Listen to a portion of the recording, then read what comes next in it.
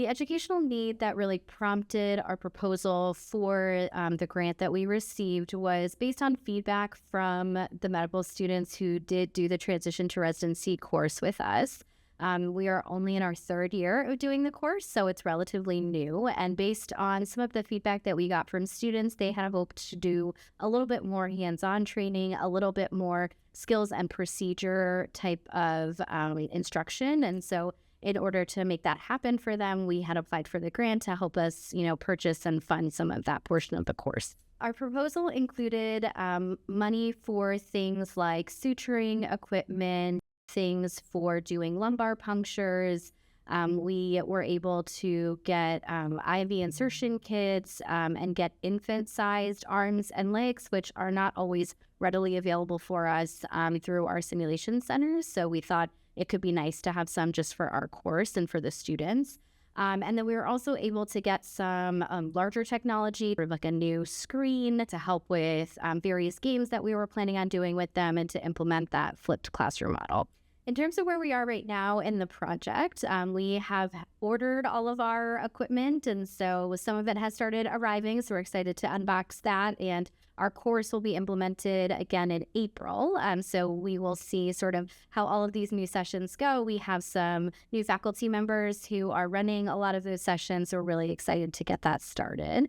And definitely through this process have learned a lot about kind of what technology is out there in terms of implementing this type of a flipped classroom model for students, and really understanding what that feedback was from students and how to best kind of implement that in our course this year. We really hope that this year the students can give us even more feedback on sort of how they felt about all of these new sessions that we've implemented. Did they feel that those skills that they gained through the sessions were helpful? And then we also want to see, once they start their residency training, after a month or two into their new residency, did they find that the training that they received during the course was helpful? And were the skills that they learned in terms of the procedural skills and some of the simulations that we'll do, was that helpful for them as they transitioned into their new role as residents? So that's definitely part of it. And then the next part that we're hoping to sort of transition some of this into is our third-year medical students and also our residents. So can we, expand our group of learners that use some of this technology to see if we can kind of improve skills all throughout the pediatric training here?